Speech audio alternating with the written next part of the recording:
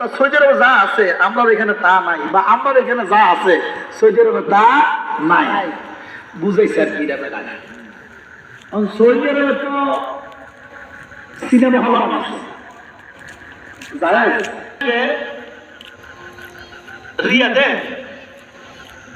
হালাল পতিতালয় খুঁজছে, পতিতালয় বুঝলেন?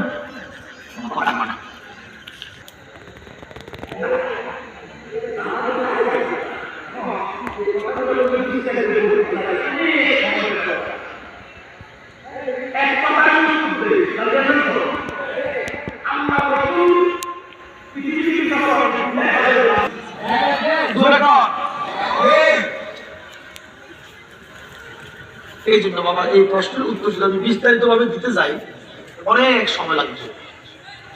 কোরআন এবং সুন্নাহ, কোরআন সুন্নাহর বাহিরে আমরা কিছু মানতে চাই না, কথা ঠিক কিনা?